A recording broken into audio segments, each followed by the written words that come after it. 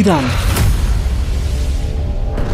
যে আজ আমেরিকা ও ইসরায়েলের মতো সুপার পাওয়ার দেশগুলির রাতের ঘুম কেড়ে নিয়েছে। 13ই জুন ইসরায়েল যখন সর্বপ্রথম ইরানের নিউক্লিয়ার সাইটের উপর হামলা করে, তখন তারা কল্পনাও করতে পারেনি এই হামলা তাদের উপর এত ভারী পড়বে। কারণ তারপর থেকেই ইরান ব্যাক টু ব্যাক এত পরিমাণ হামলা চালিয়েছে ইসরায়েলের উপর, যা বর্তমানে ইসরায়েলকে ধ্বংসস্তূপে পরিণত করেছে।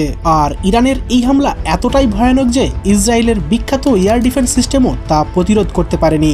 বর্তমান সিচুয়েশনে বিশেষজ্ঞদের ধারণা, এইভাবেই যদি ইরান হামলা চালিয়ে যায় তাহলে ইসরায়েল খুবই শীঘ্রই ম্যাপ থেকে মুছে যেতে পারে। আর সবচেয়ে বড় বিষয় হলো, এই যুদ্ধে ইরানের ব্যবহারকৃত ড্রোন ও মিসাইলগুলি দেখে বড় বড় সুপার পাওয়ার দেশগুলিও চমকে গিয়েছে। সায়েদ ড্রোন থেকে শুরু করে ফাতে 2 ব্যালিস্টিক মিসাইল, হাইপারসনিক মিসাইল থেকে শুরু করে ক্লাস্টার বোম্বারের মতো মিসাইল, যা কিনা বড় বড় দেশের কাছেও আজ এই ধরনের টেকনোলজি নেই। এছাড়াও ইরানের এমন একটি আন্ডারগ্রাউন্ড এয়ারবেস, যা শুধু একটি আন্ডারগ্রাউন্ড এয়ারবেস নয়, পুরো একটি মিলিটারি শহর, আর যা কিনা পুরো বিশ্বকে কাঁপিয়ে দিতে পারে। কিন্তু ইরান আজ কিভাবে এত শক্তিশালী হলো যে সে আমেরিকা ও ইসরায়েলের মতো দেশগুলিকে রীতিমতো চোখ রাঙাচ্ছে? ইরানের কাছে কি এমন সামরিক ক্ষমতা রয়েছে যার ভয়ে আজ সারা বিশ্ব কাঁপছে? এই ভিডিওটিতে আমি আপনাদের আজ বলবো, ইসরায়েলের মতো নিউক্লিয়ার সুপার পাওয়ার দেশ কেন আজ ইরানের ভয়ে আমেরিকার কাছে সাহায্যের ভিক্ষা চাইছে, আর জানবো ইরানের কিছু গোপন রহস্যের কথা। So let's started. সর্বপ্রথম আসে ইরানের সেনাবাহিনী নিয়ে, আর যা কিনা তাদের সামরিক শক্তির একটি বিশেষ অংশ। ইরানের কাছে রয়েছে 6,10,000-এরও বেশি মিলিটারি পার্সন, আর যার মধ্যে 3,50,000 রয়েছে অ্যাক্টিভ সেনাকর্মী হিসেবে, এবং 1,50,000 রয়েছে IRGCর আন্ডারে, যারা সবসময় যে কোনো বিপর্যয়ের জন্যই প্রস্তুত থাকে। আর শুধু এখানেই শেষ নয়, এছাড়াও ইরানের 3,50,000 রিজার্ভ সেনা রয়েছে, যারা যে কোনো মুহূর্তেই যুদ্ধক্ষেত্রে নামতে প্রস্তুত। আর ইরানের সেনারা সিরিয়া এবং ইয়েমেনের মতো যুদ্ধক্ষেত্রে যুদ্ধ করেও তাদের অভিজ্ঞতা অর্জন করে নিয়েছে। এবার আসি ইরানের স্থলবাহিনী নিয়ে। ইরানের স্থলবাহিনী যেন এক প্রাচীন দৈত্যের মতো, যা খুবই ভয়ঙ্কর ও সংখ্যায়ও প্রচুর। ইরানের কাছে রয়েছে 10,000-এরও বেশি যুদ্ধ ট্যাঙ্ক, T-72 ও কারার ট্যাঙ্ক, যেগুলি গ্রাউন্ড লেভেলে যুদ্ধের ময়দানকে একেবারেই উলটপালট করে রেখে দেয়। এছাড়াও রয়েছে 7,000-এর বেশি আর্টিলারি সিস্টেম, আর যা অনেক দূর থেকেই লক্ষ্যবস্তুকে আঘাত আনতে সক্ষম। এছাড়া বর্তমানে ইরানের এয়ার ডিফেন্স সিস্টেম অনেক বেশি এগিয়ে। ইরানের কাছে বেশিরভাগই এয়ার ডিফেন্স সিস্টেম রয়েছে রাশিয়ার তৈরি S-300, আর সাথেই ইরানের নিজস্ব এয়ার ডিফেন্স সিস্টেম বলতে রয়েছে মারসাদ 16, এছাড়া সাইদ আল বুর্জ এয়ার ডিফেন্স সিস্টেম। কিন্তু বর্তমানে ইরান তার আকাশ প্রতিরক্ষা ব্যবস্থাকে আরও শক্তিশালী করতে রাশিয়ার কাছ থেকে অত্যাধুনিক S-400 মিসাইল প্রতিরক্ষা ব্যবস্থা কিনতে যাচ্ছে। আর এই সিস্টেম ক্ষমতা অভাবনীয়। এটা বিমান এমনকি ব্যালিস্টিক মিসাইলকেও আঘাত করে ধ্বংস করতে পারে। যদিও S-400 এখনো পুরোপুরিভাবে ইরানের হাতে এসে পৌঁছায়নি, কিন্তু বর্তমান পরিস্থিতি দেখে এটাই মনে হয় রাশিয়া খুব শীঘ্রই ইরানের হাতে তা তুলে দিতে চলেছে। এছাড়াও অনেকেই মনে করে ইরান ইতিমধ্যে এই প্রতিরক্ষা ব্যবস্থা পেয়ে গেছে। S-400 ইরানের আকাশ প্রতিরক্ষা ব্যবস্থাকে এক অন্য স্তরে নিয়ে যাবে, আর যা ইসরায়েলের জন্য নতুন আর গুরুতর হুমকি হিসাবে দেখা দেবে। এছাড়াও ইরান তার নিজস্ব অ্যাডভান্স এয়ার ডিফেন্স সিস্টেম বাভার 373 তৈরি করে ফেলেছে, আর যা ইতিমধ্যেই ইরানের সামরিক বাহিনীর একটি গুরুত্বপূর্ণ অংশ।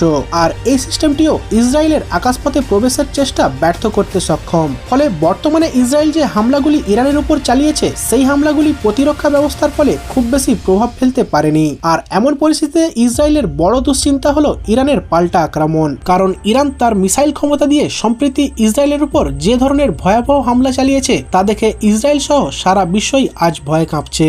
এই আতঙ্কই ইসরায়েলকে ইরানের আক্রমণ করার আগে কয়েকবার চিন্তা করতে বাধ্য করছে। এবার আসি ইরানের যুদ্ধ বিমান নিয়ে। সর্বপ্রথমেই বলে রাখি, ইরান যুদ্ধ বিমানের দিক থেকে একটু কমজোরি রয়েছে, কারণ ইরানের ফাইটার জেটের সংখ্যা মাত্র 350টি এবং অ্যাটাক হেলিকপ্টার রয়েছে মাত্র 5টি।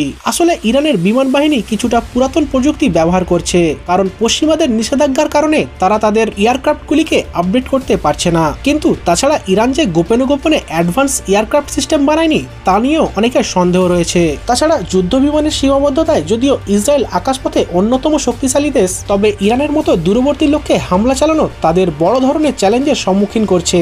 ইসরায়েলের যুদ্ধ বিমানগুলি যখন ইরানে আক্রমণ করতে আসছে, তখন তাদের অনেকটা পথই পাড়ি দিতে হচ্ছে। ফলে এত দীর্ঘ পথ পাড়ি দিতে তাদের জ্বালানির সংকট দেখা দিচ্ছে, যে কারণে বিমানগুলিকে একাধিকবার আকাশে রিফিউল করতে হচ্ছে। তার সাথে ড্রোন প্রযুক্তিতে ইরান বর্তমানে এমন এক শক্তিশালী ড্রোন বাহিনী তৈরি করেছে, যা সারা বিশ্বের জন্য এক বড় হুমকির কারণ হয়ে গিয়েছে।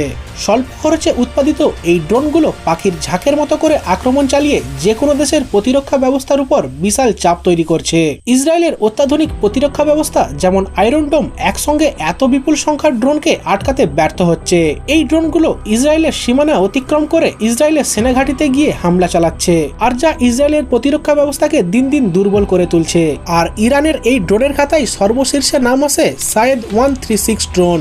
এই ড্রোনের রেঞ্জ 2500 কিলোমিটার। মিসাইল শক্তিতে ইরান তার ক্ষমতাকে এক অন্য স্তরে নিয়ে গিয়েছে, আর যা ইরান বর্তমান যুদ্ধের মধ্য দিয়ে সারা বিশ্বকে দেখিয়ে দিয়েছে। বিশেষ করে ইরানের ব্যালিস্টিক মিসাইলগুলো বর্তমান সময়ে ইসরায়েলের নিরাপত্তার ঝুঁকিকে বাড়িয়ে দিয়েছে। ইরানের সবচাইতে ভয়ঙ্কর দিক হলো তারা যদি একবারে তাদের সব মিসাইল ব্যবহার করে তাহলে সেই আক্রমণ ইসরায়েলকে একাধিকবার ধ্বংস করার ক্ষমতা রাখে। কারণ ইরানের হাতে রয়েছে সিজিল 2 খুরামসারের মতো মিসাইল, যা 2000 কিলোমিটার দূর পর্যন্ত লক্ষ্যবস্তুকে গিয়ে হিট করতে পারে। এছাড়াও রয়েছে ফাতে 2 এর মতো হাইপারসনিক ব্যালিস্টিক মিসাইল, আর যা খুবই বিধ্বংসী, এবং এই মিসাইল প্রায় প্রতি সেকেন্ডে 5 কিলোমিটার ট্রাভেল করতে পারে, আর যা আলোর গতির চেয়েও বেশি। আর ইরানের সবচেয়ে ভয়ঙ্কর মিসাইল হলো ক্লাস্টার বোম্বার, কারণ এই মিসাইলটি আর সব মিসাইলের থেকে একেবারেই আলাদা। আসলে এই মিসাইলের মধ্যে থাকে 20 থেকে 50টির বেশি ছোট ছোট মিসাইল, আর এই মিসাইলটি তার টার্গেটে পৌঁছানোর 5 কিলোমিটার আগেই ভেঙে চারিদিকে আলাদা হয়ে ছড়িয়ে পড়ে। ফলে একটি মিসাইল দিয়েই 50 জায়গায় আঘাত আনা সক্ষম।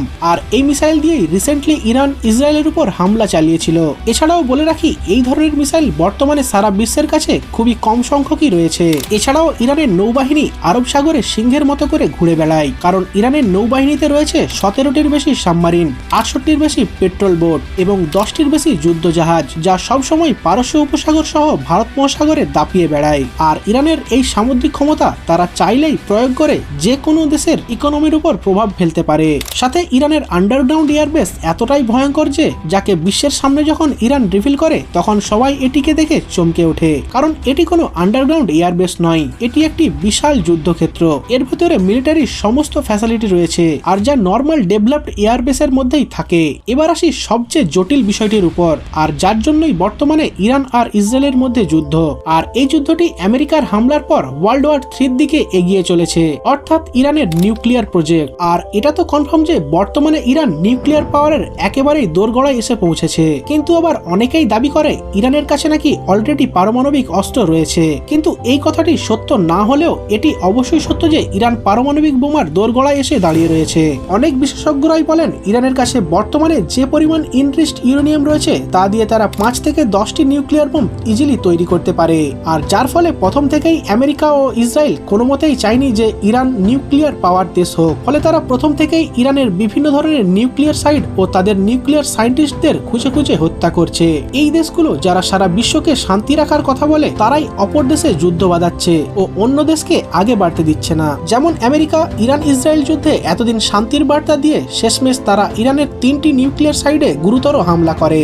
আর এই ঘটনা যুদ্ধের পরিস্থিতিকে তৃতীয় বিশ্বযুদ্ধের দিকে নিয়ে যেতে পারে। তবে যাই হোক না কেন, ইরান যে দেশটির উপর বর্তমানে এত পরিমাণ স্যাংশন থাকার পরেও তারা যেভাবে অত্যাধুনিক অস্ত্রশস্ত্র বানিয়েছে তা দেখে আজ সারা বিশ্ব হতবাক। তবে বর্তমান যুদ্ধের পরিস্থিতি খুবই খারাপ দিকে এগোচ্ছে। আপনার মতে কি মনে হয়, এই যুদ্ধ কি তৃতীয় বিশ্বযুদ্ধের দিকে এগিয়ে যাবে? অবশ্যই কমেন্টে জানাবেন। আর আপনিও যদি জানতে চান আমেরিকা কিভাবে ইরানের নিউক্লিয়ার সাইটগুলির উপর B2 বোম্বার দিয়ে হামলা চালালো এবং এই B2 বোম্বার আসলে কি এবং এর বিশেষত্বই বা কি, তাহলে এই ভিডিওটির উপর ক্লিক করুন। আর এই ধরনের ইন্টারেস্টিং ও ইনফরমেটিভ ভিডিও পেতে অবশ্যই চ্যানেলটিকে সাবস্ক্রাইব করে রাখুন।